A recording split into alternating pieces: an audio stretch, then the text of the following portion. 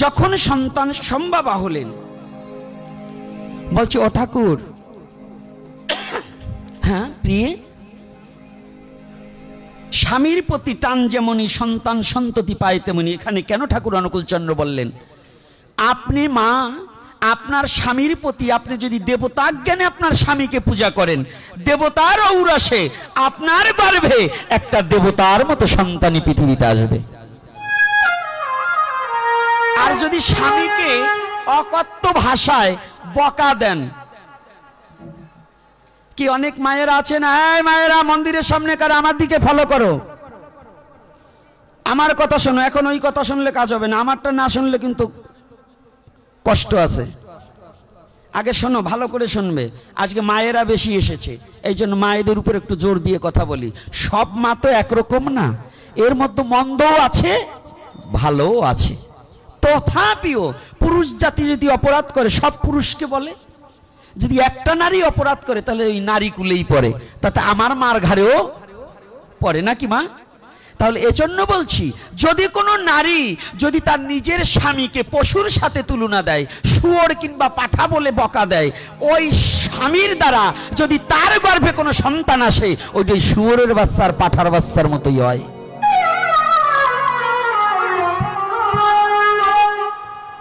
কষ্ট পাচ্ছেন নাকি? মিথ্যা না সত্য? এখন সত্য কথা বলুন। কি মায়েরা, আরে আপনাকে পেটে বাচ্চা হয়েছে নাকি? আপনারা বলেন কি, ওরা বলুক, ভয় তো ওদের নিয়ে। কি বলুন? সনাতন ধর্ম কি শিক্ষা দেয়?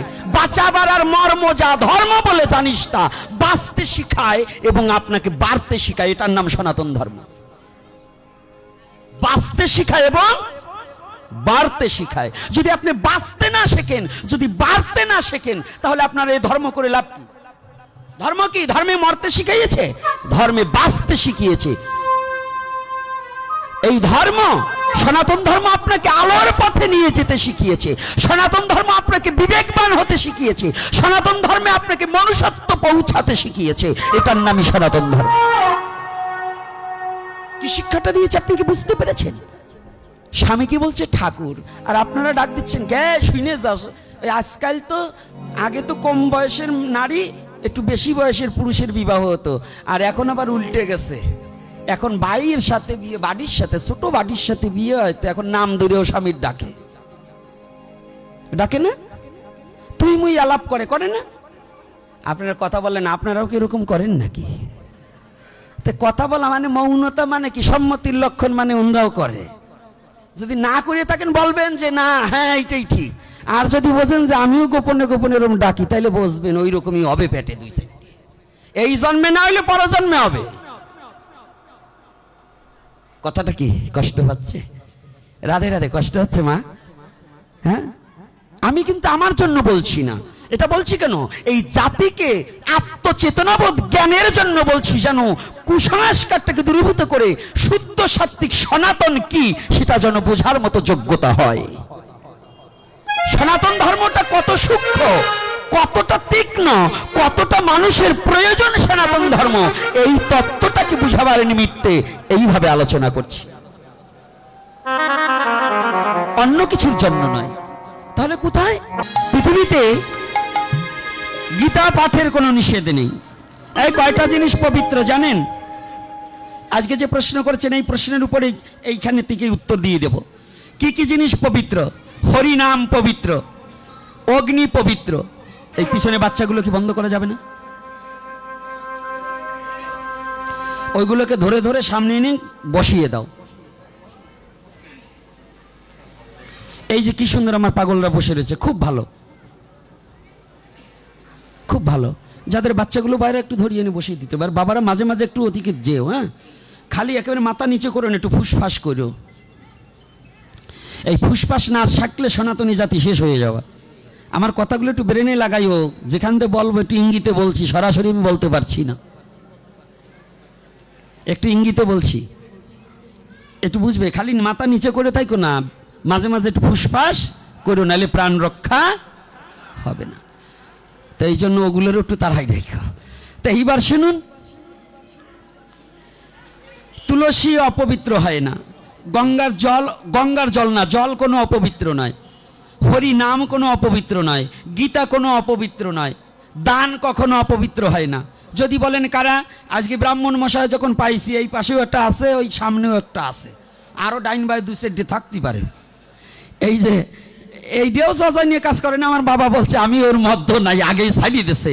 যদি কোনো যাজনিক ক্রিয়া কার্যকলাপ থাকে তাই বলবেন সত্যি কথা কি না। দেখুন আপনি বলুন তো, এই যে আপনি এক মাসেই করেন আর পুরানো দিনে করেন, দশার মন্ত্র যেদিন পড়েন সেদিন চাল কলা টাকা গামছা আনে না? ওই দিন কি ঔষধ চলে যায় না থাকে? তো ওইটি যদি ব্রাহ্মণ আনিয়ে বাড়িতে, উনি নারায়ণ সেবা না দিয়ে তো খেতে পারবে না। যদি কোনো ব্রাহ্মণ নারায়ণ শিলায় জল না দান করে খায়, ও রাক্ষসের ব্রাহ্মণ জানিবে নিশ্চয়, ওর হাতের উচ্ছিষ্ট খাইলে কৃষ্ণ ভক্তি নাশ, ওর হাতের উচ্ছিষ্ট খাওয়া যাবে না, এটা চৈতন্য ভাগবতে করেছে প্রকাশ। যদি দেখাতে না পারি জিহ্বা কেটে দেবেন, চ্যালেঞ্জ। যদি দেখাতে না পারি, চৈতন্য ভাগবত স্পষ্টভাবে বর্ণনা করেছে যাজনিক ব্রাহ্মণের হাতের উচ্ছিষ্ট খাওয়া নিষিদ্ধ। ওই একটা কারণ কেন? তাহলে কি বলছেন? তাহলে আপনি দশার দিনকে যে চাল ডাল বাড়িতে আনছেন, সেটা যদি আপনার বাড়িতে এনে ওইটা দিয়ে যদি নারায়ণের সেবা চলে, তাহলে উনি দান করলে, নাম যজ্ঞে দান করলে যে অপবিত্র হয়ে যাবে, টাকার কোনো ঔষধ আছে নাকি? এইগুলা যারা বলে ওরা না দেওয়ার অজুহাত। হাত মানুষের কয়টা? হাত কয়টা? কেউ বলছে দুইটা, না আদতে তিনটা, একটা ডাইন হাত, একটা বাও হাত, আর একটা উজু হাত। মানে না দেওয়ার জন্য অজুহাত খোঁজে, টাকা পকেটেতে বাইর করবো না। যারা বলে ঔষধ চলাকালীন দান দেওয়া যাবে না, ওইটা হলো উজুহাত, মানে দেব না তাই। এই যে নিরামিষ বুঝি সাধুরা যারা আছেন, রাগ করবেন না আবার কর্তারা, গৌরী ওই বলেন, ইস্কলি বলেন, বাবাজি বলেন, আর যারা এমনি বলেন, যারা আমরা প্রসাদ বুঝি আছি, একজন নিরামিষ এই মাছের লোকে ছুইলে যদি অপবিত্র হয়, বাজারের সবজিটা কি সবটাই নিরামিষ নাকি? ওই মাছালা লোকে ছয় নাই, ছুঁয়েছে কিনা? তা যে সময় কালেকশনে যান, জাউল্লা মাছ বেচা টাকা দেয় না? কষাই মাংস বেচা টাকা, মাংস আধে ধরে আর টাকা ধরে না? ওইটা পকেটে তন্ত আপনার ওটাই কাজ হয় না, অপবিত্র হয় না? এই কথা বলেন না কে? সত্য না মিথ্যা? সত্য তো? তাহলে টাকায় কোনো দোষ নাই, টাকা সদা মানিস দা সেকেন্ড গড, ঈশ্বরের পরপর টাকা। তাহলে ঈশ্বর যদি পবিত্র হয়, টাকাও কি পবিত্র না অপবিত্র? এইবার জোর হয়েছে, মানে পকেটে ভালো টাকা আছে না, আজকে না খসাইও যাব না, নিয়ে রেডি থাকেন। তাই আজকে দেখুন বলছি কি, তাই শুনুন। কি কথাটা কি বাবা অযুক্তি নাকি দর্শন ছাড়া? তাহলে দোষ কোথায়? মনের। দোষ কোথায়? মনটাকে আগে পরিষ্কার করো, তবে তোমার ধর্ম হবে। মনে আবর্জনা রেখে খালি সুষ্ণা করলে কোনো ধর্ম হবে না। আগে মনটাকে পরিষ্কার করো। যদি বলে কেন, আরে কর্তা আপনি মন্দিরে আমারে যেতে দিলেন না, আপনার ছেলে গিয়ে যখন ঢাকার শহরে নিরিবিলি হোটেলে খায়, সোনারগাঁ হোটেলে খায়, ও হোটেলে সব প্রকারের মাংসই পাওয়া যায়, তা আপনি ব্রাহ্মণের ছেলে, আপনার ছেলে ওই হোটেলেতে যখন খাইয়ে আসে, তো ওই যে জানি সিদ্ধ তাও যে খাইয়ে আসেনি, এইটা আপনি ভাবলেন কেমনি? একই হোটেলে 3 প্রকারের মাংস তৈরি করছে, একটার জলে টুকুমিয়ে গেছে, ওইখানতে 2 আতা যে মারিয়ে দেয় না, এর কি কোনো নিশ্চয়তা আছে? কড়াই একটা, বাবুর্চি একটা, প্লেট একটা, একই আলমারিতে রাখছে, তো ওই যে খান নাই, তো আপনার ছেলে যদি ঘরে নেওয়া চলে, তো আমারে শুইলে কি আপনার ধর্ম যাবে রসাতলে? কি আমারে শুইলে কি ধর্ম রসাতলে চলে যাবে? পারো ছেলেরে ত্যাগ করো।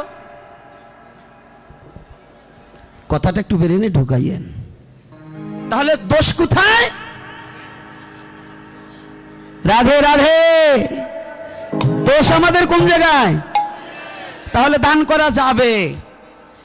যদি বলেন গীতা অপবিত্র হয়, মা বাবা মারা গেলে গীতা ছোঁয়া যাবে না, এই সনাতনী ভাত খেয়েছো হিসাব করে খেয়েছো, কি দিয়ে কত প্রকার তরকারি খেয়েছো, এগুলো বাইরে গিয়ে বলবে, আমাদের সামনে বলবে না। কারণ তোমার বাবা মারা গেলে মরাটার বুকের উপরে তো গীতা রাখে, রাখে কি না? রাখে তো। তাই যদি গীতা রাখে তো মরাটার উপরে রাখলা যখন, তখন গীতা অপবিত্র হলো না। তুমি তাজা মানুষ, তুমি পড়লে গীতা অপবিত্র হয়ে যায়। এই ফাজলামি পাইছো কোন জায়গায়? এই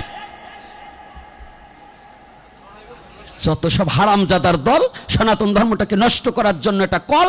এই হারামজাদারা নিজে তাজা, জীবিত আছে, দেহে প্রাণ আছে, ভগবান সত্তা আছে, ও ছুঁইলে গীতা অপবিত্র হয়ে যাবে। আর যেটা মরিয়ে গেছে, যা গায়ে দুর্গন্ধ হয়ে গেছে, ওইটার বুকের উপর গীতা দিলে নাকি ভারী পবিত্র হয়ে যাবে। আমার এপিসোডে বলা আছে, যে জীবনে কোনোদিন গীতা পাঠ করেনি, যে গীতাকে শ্রবণ করেনি, গীতা পাঠকে ভালোবাসেনি, ও মরার পরে সাইরকে নিট উঠইয়ে দেবা, তবু গীতা দেবা না ওর বুকে। কারণ ও তো গীতা নিজেই শ্রবণ করে নাই। ওর মরাটার বুকে গীতা দিলে কি লাভ? লাভ আছে? এই বাবা, লাভ আছে? আপনি একটা ময়না পাখি কিনেছেন, সুন্দর একটা খাঁচার মধ্যে রেখেছেন, বাঁশের খাঁচা। এইবার কয়েকদিন পরে ময়না পাখি ঠুকাতে ঠুকাতে খাঁচার এক কোণা ভেঙে পাখি চলে গেছে বনে। এইবার বলুন তো, ওই খাঁচাটা এনে আপনার স্ত্রী চুলার ভিতরেই দেখ, জলেই ফেলে দেখ, যদি মনে করেন আপনি ভালো ভালো খাবার দেবেন, খুব সুন্দর ওই খাঁচার ভিতরে বাটিতে খাবার দিবেন, এটা কি গন্ধ হবে না দুর্গন্ধ হবে না সুগন্ধ হবে? তাহলে দুর্গন্ধ হলে কি ওই খাঁচা বাড়িতে রাখা যাবে? তাহলে আপনি মরাটার বুকে গীতা দিচ্ছেন, কিন্তু তাজাটায় গীতাকে ভালো, তাহলে কি হবে? এটা কি ধর্ম? তাহলে এইবার একটু গীতার গান গাই, তারপরে আবার লীলায় চলে যায়। কয়টা বাজে? আজকে কোনো বাজাবাজি নাই। কোনটা আজকে? কত সময়? আর 10 মিনিট। হ্যাঁ, আরে 2 ঘন্টা। ওরে বাবা রে বাবা, আজকে সবাই কীর্তন করুন করতালি দিয়ে। গীতা মায় কি জয় বলো, জয়ের ধ্বনি করো। গীতা মায় কি জয় বলো, জয় ধ্বনি করো। গীতা মায় কি জয় বলো, জয়ের ধ্বনি করো। গীতা মায় কি জয় বলো, জয় ধ্বনি করো। আরে ঘরে ঘরে গীতা রেখে গীতা পূজা করো। ঘরে ঘরে গীতা রেখে গীতা পূজা করো।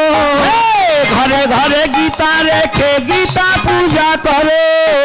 ঘরে ঘরে গীতা রেখে গীতা পূজা করো। গীতা মায় কি জয় বলো, জয়ের ধ্বনি করো। গীতা মায় কি জয় বলো, জয় ধ্বনি করো। গীতা ব্রহ্মা গীতা বিষ্ণু গীতা মহেশ্বর। গীতা ব্রহ্মা গীতা বিষ্ণু গীতা মহেশ্বর। গীতা ব্রহ্মা গীতা বিষ্ণু গীতা মহেশ্বর। গীতা ব্রহ্মা গীতা বিষ্ণু গীতা মহেশ্বর। গীতা মায় কি জয় বলো, জয় ধ্বনি করো। গীতা মায় কি জয় বলো, জয় ধ্বনি করো।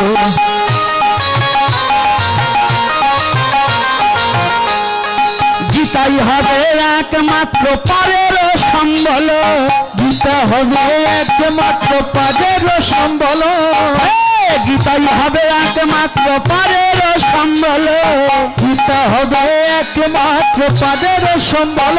গীতা মায় কি জয় বলো, জয় ধ্বনি করো। গীতা মায় কি জয় বলো, জয় ধ্বনি করো। গীতা মায় কি জয় বলো, জয় ধ্বনি করো। গীতা মায় কি জয় বলো, জয় ধ্বনি করো। অনুর ধ্বনি দিয়ে মায়েরা গীতা রতি করো। অনুর ধ্বনি দিয়ে মায়েরা গীতা রতি করো। জয়ের ধ্বনি দিয়ে বাবারা গীতা রতি করো। জয় ধ্বনি দিয়ে বাবারা গীতা রতি করো। মায় কি জয় বলো, জয় ধ্বনি করো। গীতা মায় কি জয় বলো, জয় ধ্বনি করো। গীতা মায় কি জয় বলো, জয় ধ্বনি করো। গীতা মায় কি জয় বলো, জয় ধ্বনি করো। গীতা মায় কি জয় বলো, জয় ধ্বনি করো। গীতা মায় কি জয় বলো, জয় ধ্বনি করো। গীতা মায় কি জয় বলো, জয় ধ্বনি করো। গীতা মায় কি জয় বলো, জয় ধ্বনি করো।